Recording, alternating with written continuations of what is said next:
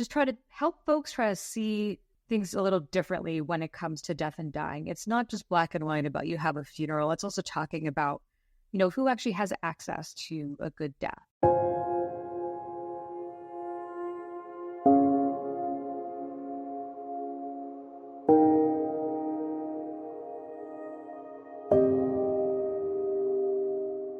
Hi, everybody, and welcome to another episode of the Glam Reaper Podcast. I'm your host, Jennifer Muldowney, and on today's episode, I have the gorgeous Mandy, who has not one, but two businesses in the death space. So I'm really looking forward to getting into this with her. And it's just to sum it all up, I guess we're going to talk death daily. So Mandy, welcome. Welcome to the show. Thanks so much for having me. So tell me, you have, we'll start off with, I guess, the main business, right?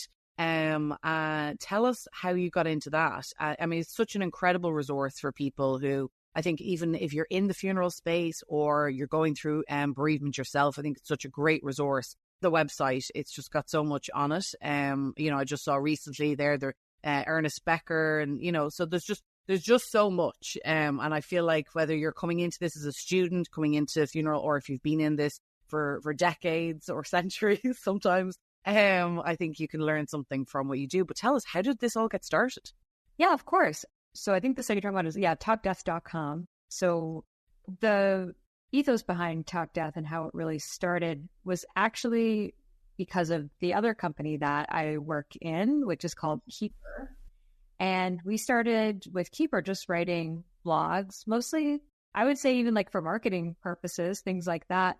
And that's when I started to really dive into the world of death care and the industry, which professionals don't like calling it that, but that's essentially what it is. Yes. And I became really fascinated by some of the subjects and what I was learning about. And it actually got to the point where folks started to recognize us more for our content and not even for our product. And so we were also doing video series, a web series where we were interviewing professionals in the space that we called #TalkDeath. And the idea was that members of the public, so it was a lot of like Twitter followers at the time, that would send us questions that they would want answered by these individuals. And we would do these video interviews with folks. And those are awesome. And I wish we could keep doing them. My capacity's definitely reduced recently.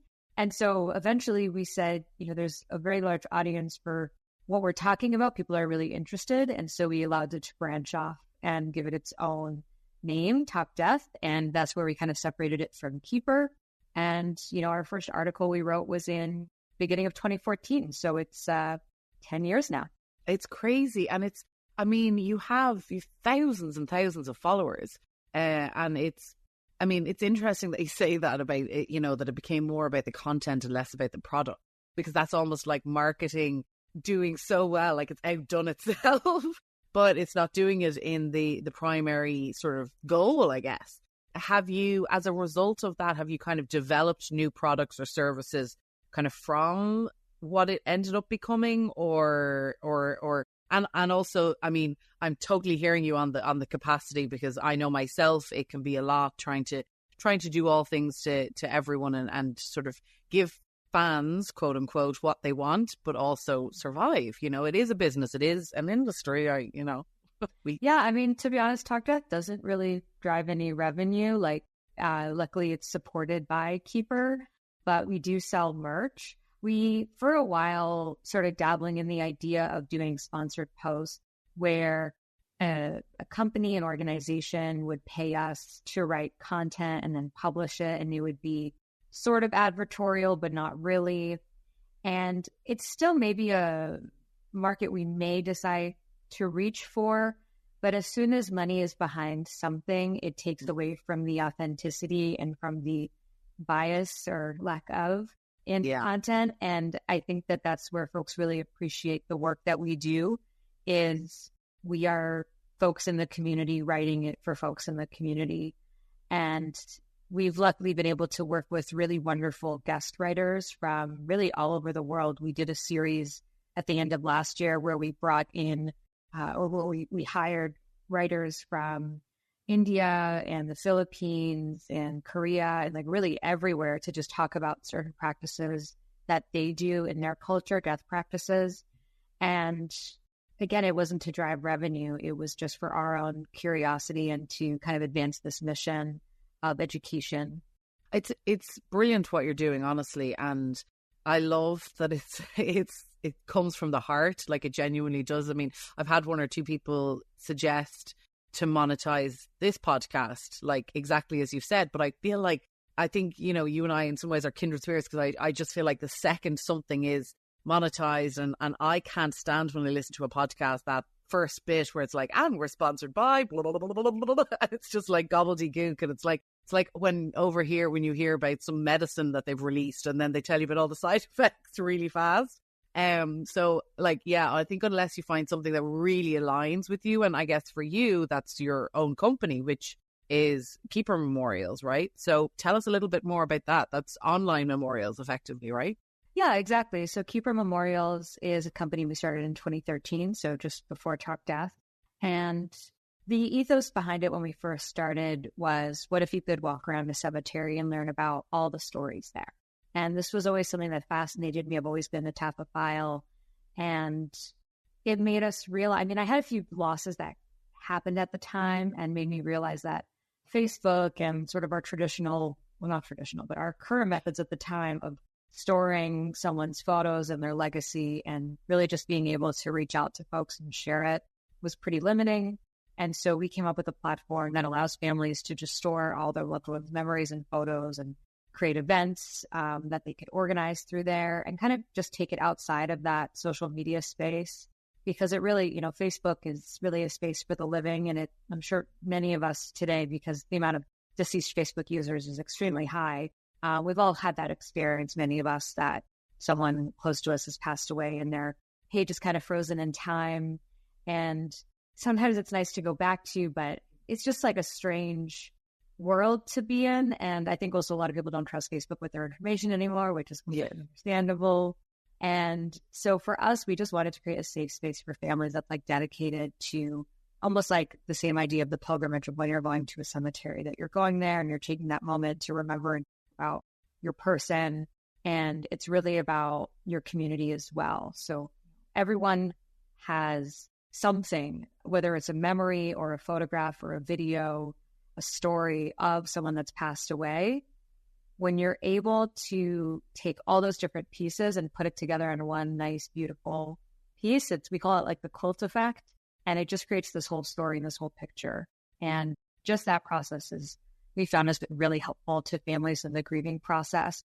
So just so I understand it, or the listeners understand it, so is it a memorial page and or live streaming of the actual event? Is it a little bit of everything? Or because I know there's so many similar products in the space that I'm always sort of trying to sort of differentiate, okay, who does what? Because you've got the launch of that app. Chapter now is a new one. I don't know if you've heard of that, or am I even saying that right? I'm not sure. Chapter, I think. Yeah, I think so. Yeah. So, I mean, we started out really as a baseline online memorial site. And when we first started, all the other sites out there were really kind of old school. Like they kind of looked like they came out of the 90s, which a lot of them did. And so we were one of the first sort of like more modern pages. And so, yes, the idea is that families go to our site, they create a page. It's kind of like a mini website that's dedicated to their loved one. And they put photos, videos. We have a whole family tree and genealogy section, which a lot of folks don't have. And then only in 2020 or 2021, we started doing a separate service, which is connected to our online memorials, but it's more service driven, meaning that we do virtual funerals. And so we have a team of individuals, they're death doulas, they're celebrants, and they actually put together an online, or rather a virtual funeral for someone, a celebration of life memorial service. And they do it from A to Z. So they will help you fully plan it. What kind of words do you want said? Who would you like to speak? Who do you want to be there? We create the invitations, and then we host it and we welcome people to it. So we're kind of like the master of services for that. And then we use the Keeper app to share the photos, to then show the live stream of it, to plan the event. We use the app for that as well. So that's just a kind of a separate service that we offer, but it's all under the Keeper umbrella. Gotcha. So it's one page that a family can come along and sort of have the photos, the memories, the genealogy thing, which I think is very cool. And they can have the funeral or not. If they're having it in a physical space, they'd have it in the physical space, and maybe they put up a recording. Is that? Yeah, a lot of folks will do that as well. And we also work directly with funeral homes and cemeteries. And so they use our solution as sort of like their Ovis that they plug into their website. Mm-hmm. And so some families most funeral homes in North America today will tend to give you some type of a basic page where you can just have more of like a death notice, where it's a very simple obituary and maybe a single photograph of the individual. And so families come to us because they want to take that a step further. They find that doesn't really represent their loved one enough. Mm-hmm. And the reality today is that families are just so separated, and we're often living in different cities and different countries all the time. And we also, the younger you are now, you don't really have any physical photo books. Mm-hmm. And so our way of sharing memories with each other is with photos and videos. And instead of putting it in a group chat or on like WhatsApp or just like putting it on a shared drive, it's just a simpler way for families to be able to connect, essentially. Yeah. And do you become a member of Keeper Memorial, or is it a one-time fee, and is there different levels, or how does that work? Yeah. So we actually first started out doing everything totally for free, and we still have a free level, and that free level is still really what some families need. It has a certain amount of storage space, some of the basic features, the tribute section where the community can leave their messages. And then we have something called Keeper Plus, and that's a one-time fee for a lifetime, and page stays up forever. And you just have access to more storage and to more advanced features, essentially. And so you have to sign up to be able to create it, because that becomes like your login so that you can access it in the future. But what I like about ours, and a lot of the things that we choose to do is just based on personal preferences. And I think most people hate that if you want to like leave a comment on like a blog or on something, you need to like sign up and create an account. And we're so sick of creating accounts. Yes. So we don't require you to create an account. We just we ask for your email for security purposes, and we don't like put you on mailing lists or anything. We just do it so that the family has your contact info, and we kind of make it pretty easy for folks. Oh, that's good. And so that's Keeper Memorial. And so that started a year before, and I would imagine took off probably quite well during COVID. Yeah, we definitely had quite a big boost during COVID. And that's also when we brought in our virtual funeral services. But families were relying a lot more on remote forms of communication and connection. Mm-hmm. And also because funeral homes were not able to do any kinds of services for a long time, depending on where you were in the world or in North America. And we saw that it really hit home, and especially for folks who have family that live in different countries. So we did a lot of cross-border services where we would have family, like we did like quite a few like Filipino families who like had a lot of family in the US and in Canada. And I think traditionally, because those families were so close, like they would have actually traveled back home for a loved one's funeral, and they just weren't able to. And so that was a big part of our goal, was try to bring people together when it kind of felt impossible. And I mean, it all actually started because my grandmother passed away like right at the beginning of COVID from COVID. And we are similar. Like we're a family that we're all kind of in different cities in Canada and the US, and some of us are in Europe. And we tend to gather when someone close to us dies. And we couldn't do that. And I was like, we had to do something. She was the matriarch of the family. And we decided, my cousins and I, to like put something together. Someone was responsible for a slideshow. Someone was responsible for a speech. And we did this on Zoom. And, our parents were kind of like, okay, yeah, I guess we'll do a Zoom meeting as a funeral. Yeah. And it was the first one I'd ever been to, and I was hosting it, and it ended up being so beautiful. And my parents were like, they were just so taken aback by how meaningful it was and how lovely it was to like see everyone.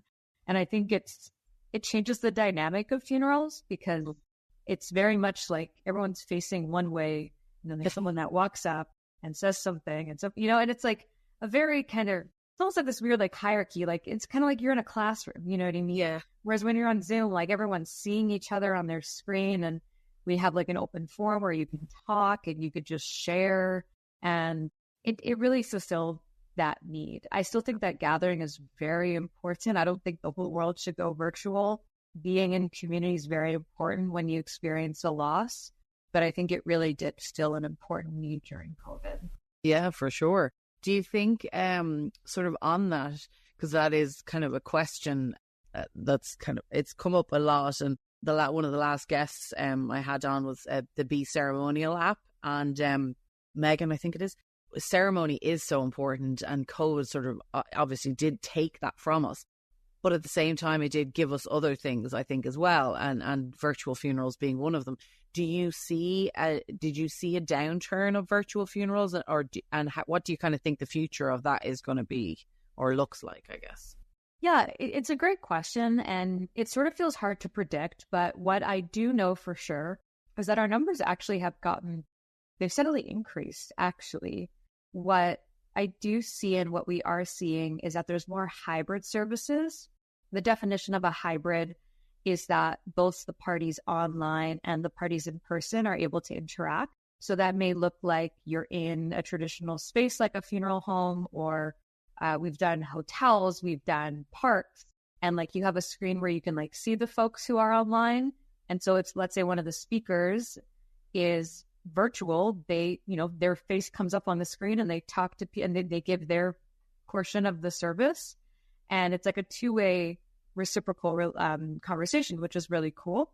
And something that is absolutely now for funeral homes and for generally most services is there's an expectation. And I think that this is the same for graduations and for many other pieces, which is live streaming, is that everyone is expecting now in many industries, but especially definitely in the funeral industry, that service is being live streamed. So I don't think that's going away. And I think that COVID definitely changed a bit of our habits when it comes to travel. Maybe despite people who travel for business, or actually even people that travel for business, I think that we're all reducing the amount that we're traveling. It doesn't seem like that when you go to the airport sometimes, but a lot of things can be a Zoom meeting and not always a one-on-one meeting. Yeah. And, if your aunt who lives like 3,000 miles passes away, you might not get on the train to go. You'll absolutely watch from home and still be there with your family. So we still see that as being what's going to continue to happen.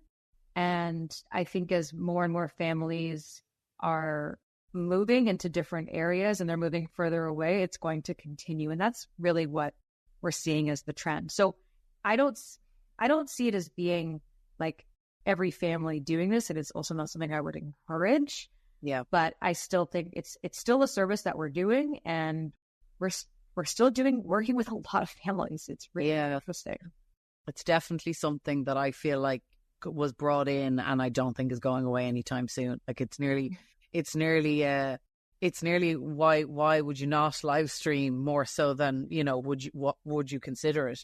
Now, did you not find, because a lot of people have found whether they were bringing something out, like a new technology or a new app or a new website or whatever, for you to do these live streams on, host them on your website, at the other end of it, where there is an actual physical funeral, whether it's a body or the remains in some way, shape or form, and maybe one or two people, do you not need the tech on that side of it? And how did you find that, whether it's with families or with funeral homes? Because a lot of feedback from on the podcast is sort of that it's an antiquated business that needs a little bit more zhuzh in the tech arena.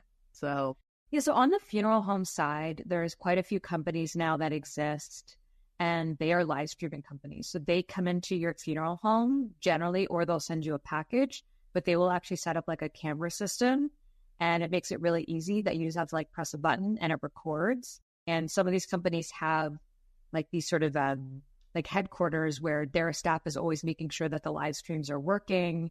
And so there's like quite a few companies out there that are actually offering this as a service to funeral home providers, so that it's like really beautifully set up and it's really easy for them. When it comes to us, where we're working with individual families, and they could be, as mentioned, from a golf course to a hotel conference room, It's actually really straightforward. We have, very lovely instructions, and we have a tech person that walks everyone through it. Generally, what we always request is that it's an individual who's not like a direct mourner, quote unquote, like a really good family friend or a cousin or an uncle who should be present during the service, but it's also not going to be awful if I'm texting them to make sure something's working properly. Yeah. So what we do is we do like a technical run through with them a few days before. Generally, we ask them to go to the place. They have to pick up, a $20 tripod from Amazon. They just need a single smartphone. Depending on the space, we usually recommend a lapel microphone, which is another $40 on Amazon, which they can then technically return after the service if they want to, which we, someone... Don't tell Amazon the savings, but, it's the reality. And we kind of do everything. All they have to do is join the meeting on Zoom, and then we take over everything else. Right. And so as long as you have one person who's somewhat comfortable, which generally in families today, you have the grandchild, there's always someone, and they'll set that up. However, what we have found is that we have been receiving quite a few requests from families for us to be there in person. Mm-hmm. And some families think that that's part of our service, where we have like folks all over the world that can go and fly in and do that. And I would love for us to do that. And we've been looking at maybe partnering with like a media company that's more around a certain country, because some people do really just want to hire a professional to do that. And so that's not, unfortunately, something that we're offering at this time, but I still see a need for it. Yeah. Definitely, though, we've managed quite well with our family. That's amazing. Yeah. And that's good to know for everybody out there who would maybe consider it, is you do need to have somebody who is somewhat in the know, and hopefully doesn't work for Amazon and returning the things. I love that though. That's hilarious, because I actually have worked with one or two families who they used something once with the entire thing and then returned it. I was like, oh my God. And actually one time I was returning something myself in a Whole Foods, and I was walking up with like my two little items, and I was waiting in line, and the women behind were like, sorry, just a second. And then eventually they just looked at me and were like, have you only got two? I said, yeah. And they pulled me over. There was a guy beside me who had 80 items. Like, what? I mean, I hope like your entire grocery haul in your fridge. You were so I actually said to he was right there, so I kind of couldn't ask too much. But I said, what? Why? How? What? And they just said, oh, girl. They were like, you've no idea. Like, you with your two things, you're a rarity. I was like, what are people doing? Are they just buying the whole of Amazon store and then returning everything? Like, is it a try-in? But I don't know. I mean, I don't know if it's a business or if it's something else, but I mean, and honestly, hauling everything, even hauling the two, because usually it'll be something bulky that I have to haul back to Whole Foods to put in. But anyway, I digress for a minute, sorry. But so back to, okay, so we've got Keeper Memorial, and then obviously TalkDeath started sort of from that, but has become its own beast. So I guess what's the future? I think, we kind of touched mostly on Keeper Memorial, but what's the future look for TalkDeath? Like, do you see it going somewhere? Do you see, what do you see? What do you see in the future, if you can predict? Absolutely. So, our team recently got together, and we've been kind of working on a bit more of like our mission statement and our goals. And we have a few key pillars. One of those key pillars is community. And so we have one event a year that we've done 3 years so far, maybe 4. I think it's 3. We've done our annual Halloween cemetery scavenger hunt. Ooh. And that's been so rad. We do it. It's anyone in the world can participate, literally. And so we put out clues at a certain time. It's the Sunday before Halloween always. And you have to, we put it out at a certain time, and then you have to run around your local cemetery and try to find those clues. So that might be find someone who lived to be 100 years old. Find someone with like a funny epitaph on their headstone. Find an acorn symbol on a headstone. Yeah, it's awesome. And thank you for taking that this year. I didn't know about that. You'll have to send me a press release around the time, and maybe I'll get people in Ireland to do it. We get it worldwide. Let's go. Yeah, it was really fun. So, I mean, we actually did it the first year was COVID, and we wanted to do, like, obviously, there are definitely a faction of us that are into death care that are also totally gothy and love. So we were like, let's do something for Halloween. It's everyone's favorite holiday. And we wanted to do something that was COVID safe. So walking around a cemetery is like very COVID safe. So that's how it started. And that's just an example of like one of the events that we have done. And it's a way to bring in community. So how we involved the community last year with that event is we worked with different death collectives around North America. I think we had one in the UK. And we also partnered with different cemeteries. And so they would go to certain cemeteries and cities and they would host it there. So we would send them merch, and people who are participating in those cities would go see them. We'd give out merch, we'd give out candy, and that's their way of like meeting other folks within their neighborhood, within their city that are interested in the same thing. And so that's one way we're doing it. We actually just launched a book club, and our first book club meeting is actually at the end of March. And so we're starting a book club now where we're going to be gathering with folks to be reading different kind of books on death and dying. Our first book is called Rebellious Mourning. It's a series of essays, and it's really exciting. We actually, spoke with our community, and people voted on books as well. And so we're trying to definitely like engage our community more by actually doing events, whether they're in person or virtual. And it's interesting. We've been writing now for almost 10 years. We have hundreds of articles, but there's still so much that we have in our list of things to write about. And we still get pitches from writers all the time. And I didn't think, to be honest, that we would be able to sustain this long and continue to churn out content and talk about this. And there's still so much to talk about, and there's so much to learn. And so that is more related to our goal on education and advocacy. And so we want to continue writing and speaking about these things, and also really raising awareness about issues, and just try to help folks try to see things a little differently when it comes to death and dying. It's not just black and white about you have a funeral. It's also talking about, who actually has access to a good death, and what are the politics around a lot of this work that we're doing. And so we're trying to just bring different perspectives to folks. That's great. I mean, yeah, what you're doing is admirable, and even more so the fact that, you're doing it without monetary sort of reward, really, because, as I said, the content is brilliant, and I think it works well, in my opinion, it works well for grievers, for people who are bereaved, no matter sort of where you are, whether you're next of kin or further out, or people who are just starting off in the business, who are curious about the business, or people who are in it for a long time. So I think there's content in there for everyone. And, here at the Glam Reaper, we're a fan of supporting women in general, but we're a fan of supporting anybody who's sort of communicating with the public. And it's not, there's been sort of, I think the death talk influencers or whatever, there's some disgruntlement about them because sometimes, they're perceived to be not giving the correct information, et cetera, et cetera.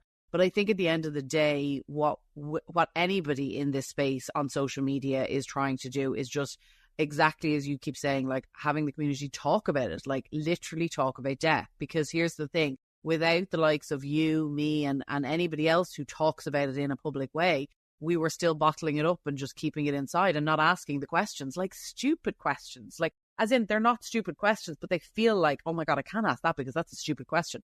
And it's bringing all of this information to the fore, and whether it's accurate information or inaccurate information, or you think alkaline hydrolysis is flushing granny down the toilet, or you think it's the most beautiful next best thing, for the environment. I just think all these conversations need to be had. And so I think with what you have, I think that brings that to the fore as well, because it's not, you're not being paid to say, well, SCI is great or SCI is not good. SCI being a major corporate player in the funeral space, as most the listeners know, but it's just information that you're putting out there, and different opinions and stuff. And it's great that you're getting it from all sorts of countries all over the world, not just America, because it's not just one place. So that's amazing. Well, thank you so much for joining us on the show. We're going to leave the links to all that we've discussed down below, and we'll, all the links to your Instagram and your TikTok. And are you still on Twitter? Actually, I'm not going to lie, I'm not really on Twitter anymore. I'm there in name. So we've officially left Twitter a few months ago. There was we hit a wall with some of the content that we were seeing allowed posted. So we pulled the plug on Twitter. We have an account on Blue Sky. We haven't been active yet. So if anyone's on Blue Sky, follow us and we'll eventually start posting once we hit. What's Blue Sky? Oh my God. To the groove anymore. It was founded by the ex-founders of Twitter. And it's basically the newfound Twitter, the more of the leftist Twitter, to be honest. Got you. But isn't that what Threads is trying to be? Threads is trying to be that, yeah. So I'm not I have an account on Threads, I have an account on Twitter, but like that, once all that kicked off, I think I repost the odd thing somebody else will say, whatever. I'm on it in name. And Threads I haven't explored because ain't nobody got time for all these. We dabble in it, but we're not as active. Our main actives are Facebook, Instagram, and TikTok, and we could also be so much better at TikTok. I think we have a younger social media manager now, and they're getting pretty good. It's just I think I'm just 5 years too old to be super into TikToking. It's just I've never been that kind of person. No, I mean, girl, same. I have a TikTok account, and I think I just recently posted. It's more my own personal one, because anyway, it's like that. I'm just how do you even do this? And am I doing it right? Oh God, it's amazing how you get to that age where you're just yeah, I am my mum, I am my dad. My God, I never thought this day would happen. Oh God. Well, listen, thank you so much for joining us on the show. It was really a pleasure to hang out with you. And we'll leave all the links. And if anybody's got any questions, they can reach out to us or they can reach out to Mandy. And we'll make sure the questions get answered. Thanks so much. Thank you. Take care.